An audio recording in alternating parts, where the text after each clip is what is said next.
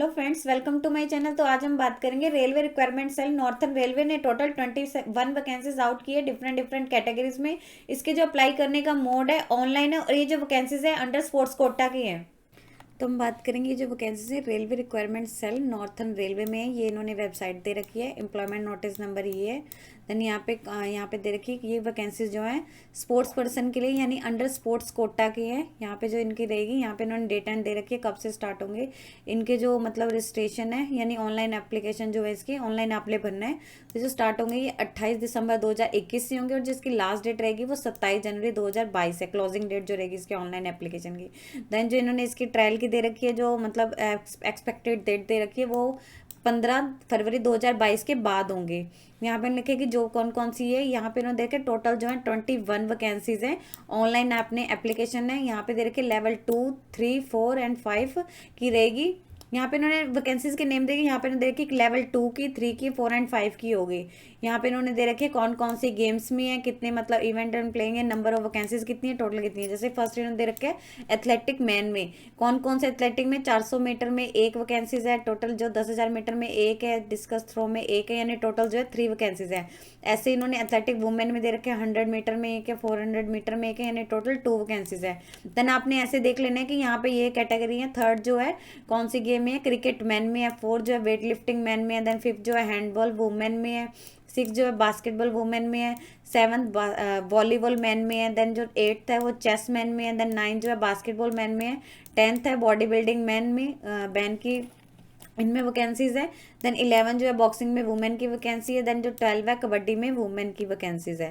Then यहाँ पे लिखे कि कोई भी जो इसमें मतलब मेंशन नहीं है कि हाँ no post is reserve for ऐसी कोई भी रिजर्व कैटेगरी के लिए नहीं है। द कैंडिडेट हैविंग जो भी उनकी मतलब सिलेक्शन होगी, इन्होंने प्योरली लिखा है कि उनके जो भी स्पोर्ट्स क्वालिफाइड है, स्पोर्ट्स क्वालिफिकेशन है, उसमें जो भी उनकी परफॉर्मेंस है, उनके अचीवमेंट्स है, उसके बेसिस पे होगी, ना कि आपकी कैटेगरी के बेसिस पे होगी। यहाँ पे इन्होंने इसका एलिजिबिलिटी क्राइटेरिया दिया हुआ है कि उनकी जो एज है, जो भी कैंडिडेट अप्लाई कर रहे हैं 18 से 25 साल तक के एज होनी चाहिए। यानी कि 1 जनवरी जो काउंट की जाएगी आपकी 1 जनवरी 2022 तक, मिनिमम 18 ईयर्स और जो मैक्सिमम है 25 ईयर्स तक होनी चाहिए। यानी कैंडिडेट जो है 2 जनवरी 1997 से पहले ना जन्मा और 1 जनवरी 2004 के बाद ना जन्मा। इसके लिखे कि कोई भी आपको एज रिलैक्सेशन नहीं है अपर या एज में। देन इन्होंने पहले बोल रखा कैटेगरी में नहीं है। देन लिखे कि तो कैंडिडेट ने नोट कर लेना कि जो भी उनका डेट ऑफ बर्थ का प्रूफ काउंट किया जाएगा, या तो उनका 10th स्टैंडर्ड का होगा, मैट्रिकुलेशन का, या सेकेंडरी एग्जामिनेशन सर्टिफिकेट, या फिर उसके इक्विवेलेंट कोई भी सर्टिफिकेट, या फिर उसका कोई स्कूल लिविंग सर्टिफिकेट जिसमें उनके डेट ऑफ बर्थ इंक्लूड हो। वही उन्होंने जो उनका डॉक्यूमेंट्री प्रूफ होगा वही उन्होंने अटैच करना है कि उनका डेट ऑफ बर्थ का प्रूफ काउंट किया जाएगा। देन यहाँ पे उन्होंने क्वालिफिकेशन बता रखी है कि क्या क्या क्वालिफिकेशन चाहिए होगी, और जो आपकी क्वालिफिकेशन लिखे कि आपने कंप्लीट करनी है 23 दिसंबर 2021 तक आपकी जो क्वालिफिकेशन कंप्लीट हो जानी चाहिए। यहाँ पे इन्होंने दे रखा है जो लेवल 4 के लिए आप अप्लाई कर रहे हैं तो उसमें जो आपकी सैलरी रहेगी 25,500 से लेके 81,100 के बीच रहेगी। और जो यहाँ पे दे रखे लेवल 5 की रहेगी उसमें जो आपकी सैलरी रहेगी 29,200 से लेके 92,300 तक रहेगी। और इन्होंने जो इसमें क्वालिफिकेशन मांगी हुई है लेवल 4 एंड 5 में, आपकी जो है ग्रेजुएशन होनी चाहिए किसी भी डिसिप्लिन से, किसी भी रिकॉग्नाइज यूनिवर्सिटी से होनी चाहिए। देन जो यहाँ पे सेकंड दे रखी है लेवल 2 एंड लेवल 2 की जो आपकी सैलरी रहेगी, अगर आप लेवल 2 के लिए अप्लाई कर रहे हैं तो 19,900 से लेकर 63,200 के बीच रहेगी। एंड अगर आप लेवल 3 के बीच कर रहे हैं तो लेवल 3 में आपकी जो सैलरी होगी 21,700 से लेकर 29,100 के बीच होगी। और इनमें जो इसके लिए क्वालिफिकेशन चाहिए लेवल 2 एंड 3 के लिए जस्ट मतलब +2 होनी चाहिए या उसके इक्विवेलेंट कोई भी स्टडी होनी चाहिए। और आपकी जो स्टडी है इन्होंने लिखे किसी भी मतलब रिकॉग्नाइज इंस्टीट्यूशन से होनी चाहिए।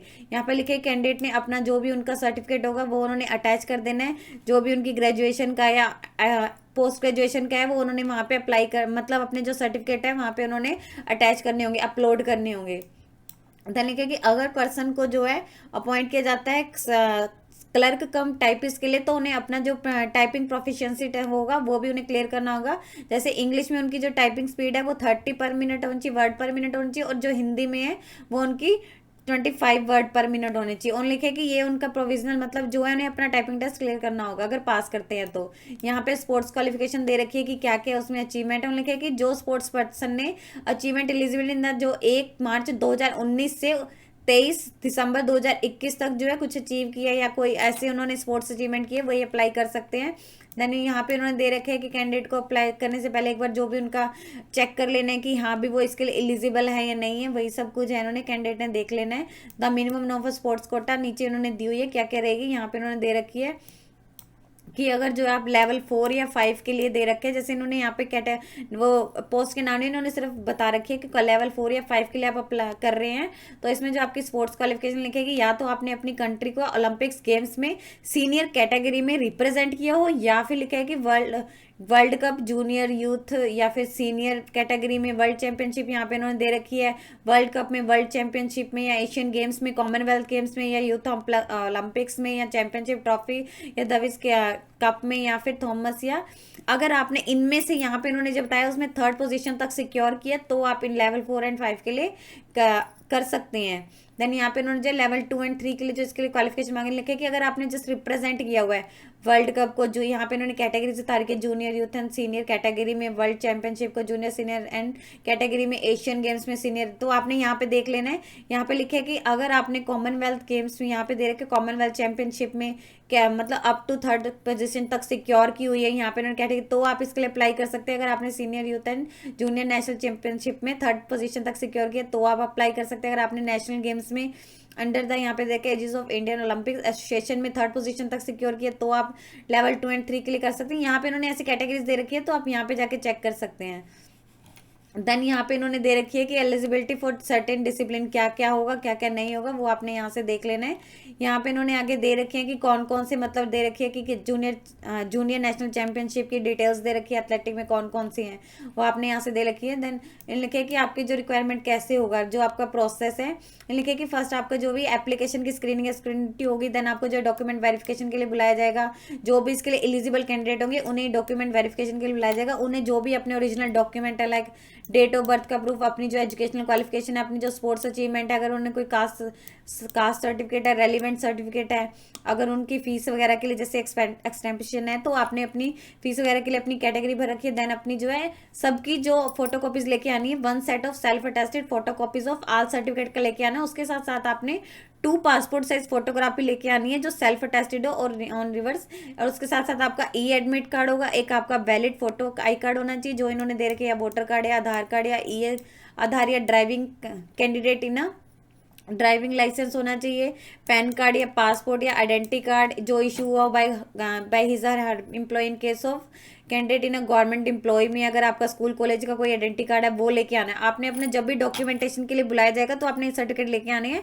देन जो आपने अपने फॉर्म में भरे थे उनके जो रेलिवेंट सर्टिफिकेट होंगे वो सब कुछ लेके आने हैं। लिखे कि अगर कैंडिडेट जो है अपने जो भी सर्टिफिकेट उन्होंने बताए अपने कैटेगरी में, अगर वो उनको लाने में फेल हो जाता है तो उन्हें अलाउ नहीं करना दिया जाएगा ट्रायल में। देन लिखेगी the requirement will be based on trial and assessment of sport achievement and educational qualification में उनके जो फर्स्ट उनके लाया जाएगा, देन उनकी जो है जो भी उनकी स्पोर्ट्स में ट्रायल एंड असेसमेंट है, अचीवमेंट है, उन पर डिपेंड करता है। जो भी कैंडिडेट है उसमें लिखा है कि ट्रायल में अगर फिट पाया जाएगा उन्हें जो है नेक्स्ट स्टेज पे भेजा जाएगा। देन लिखा है कि जो भी उनका है ट्रायल कमेटी के द्वारा किया जाएगा। यहाँ पे इन्होंने दिए हुए हैं कि कोई भी अगर गेम स्किल में, फिजिकल फिटनेस में या कोच ऑब्जर्विंग ड्यूरिंग ट्रायल्स में है, अगर उन्हें लगता है तो उन्हें 40 मार्क्स दिए जाएंगे। अगर फिट कैंडिडेट को है, अगर यहाँ पे इन्होंने दे रखे कि अगर बेटर है देन उन्हें 25 एंड मार्क्स दिए जाएंगे या उससे ज़्यादा, अगर नॉट फिट है तो उन्हें बिलो 25। देन यहाँ पे इन्होंने वही दे रखे कि हाँ कैसे कैसे रहेगा। यहाँ पे लिखे कि जो भी लेवल 4 एंड 5 के लिए अगर वो अप्लाई कर रहे हैं तो उन्हें मिनिमम यहाँ पे दे रखे कि उन्हें मिनिमम 70 मार्क्स चाहिए। अगर वो लेवल 2 एंड 3 के लिए करें तो उन्हें 65 चाहिए। अगर उनके ज़्यादा हो तो उसके लिए जाएंगे। देन यहाँ पे दे रखिए कि आपकी जो स्पोर्ट्स रिकॉग्नाइज्ड है उसमें जो आपके होंगे 50 मार्क्स मिलेंगे, और आपकी जो मेजर जो है इसमें मतलब जो मेजर रोल है वो स्पोर्ट्स क्वालिफिकेशन का, आपकी स्पोर्ट्स अचीवमेंट का है। माइनर्स एजुकेशनल क्वालिफिकेशन की जस्ट आपको 10 मार्क्स मिलेंगे, बट जो मैक्सिमम मिलेंगे आपके एजुकेशनल क्वालिफिकेशन के मिलेंगे। देन लिखे है कि कैंडिडेट को अपनी जो भी अपनी प्लेइंग किट लेके आनी है, ट्रायल के लिए जो भी उनको चाहिए होगी वो उन्हें अपनी लेके आनी होगी। मेडिकल एग्जामिनेशन किया जाएगा, जब भी अगर उन्हें क्लियर कर लेगा। देन लिखे कि कैंडिडेट को अपॉइंट किया जाएगा तो उनका जो है 2 ईयर्स का प्रोबेशन पीरियड होगा। देन यहाँ पे इन्होंने लिखे कि प्लेस ऑफ पोस्टिंग जो भी उनके as all over northern railway as पर एडमिनिस्ट्रेटिव रिक्वायरमेंट के अकॉर्डिंग देगी। यहाँ पे उन्होंने एप्लीकेशन फीस दे रखी है।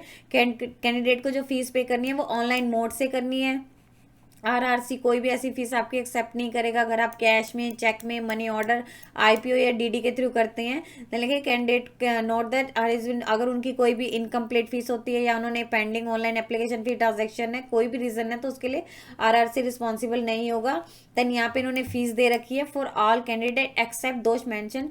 इन कैटेगरीज को छोड़ के इन्होंने बता रखी है उन्हें जो है 500 पे करनी है through online payment in favour of RRC. ने लिखे कि 400 जो है आपको रिफंड कर दिए जाएंगे अगर आप जब भी अगर अपने ट्रायल में जो है अपीयर होंगे, तो आपको जो है 400 आपके जो अकाउंट में रिफंड हो जाएंगे। देन यहाँ पे लिखे एससी, अगर आप SC category, ST category, women and minority and economic backward classes में आते हैं तो आपको 250 पे करनी है। एप्लीकेशन फीस जो है आपकी जो है रिफंड कर दी जाएगी अगर आप इसके ट्रायल में आते हैं। देन इन्होंने लिखा है कि आपको एप्लीकेशन में candidate note in case of refund of application will be transfer back to the source. जहाँ से उन्होंने अपने जो है आरआरसी अकाउंट में जमा करवाए थे वहीं पे चले जाएंगे, बट इसके लिए उन्हें जो अपने मतलब ट्रायल में मौजूद होना होगा, मतलब वो उन्हें क्लियर कर मतलब आना चाहिए, उसके अंदर उन्हें जो है अपीयर होने चाहिए। देन यहाँ पे इन्होंने दे रखी है फीस एक्सटेंशन किन किन माइनॉरिटी मीन्स आपकी मुस्लिम है, क्रिश्चियन, सिख, बुद्धिज्म, एंड यहाँ पे दे रखी है तो आपको जो है दी जाएगी। इकोनॉमिक वीकर सेक्शन वालों को दी जाएगी। यहाँ पे उन्होंने उनका क्राइटेरिया बताया हुआ है कि उनके पास सर्टिफिकेट होना चाहिए, बीपीएल कार्ड वगैरह। देन जनरल इंस्ट्रक्शंस दे रखी है कि हाँ कैंडिडेट को अपने करने से पहले इशू कोई भी अपनी जो है सारी की सारी रीड कर लेनी है कि हाँ वो इसके लिए एलिजिबल है या नहीं है। कोई भी चेंज में आपके नहीं किया जाएगा अगर आप डेट एंड वेन्यू में चेंज करना चाहते हैं।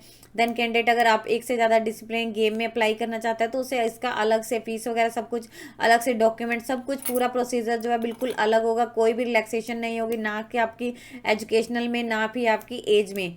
आपकी जस्ट उसको आपको कैटेगरी का बेनिफिट मिलेगा आपकी फीस में, किसी अदर में नहीं होगी।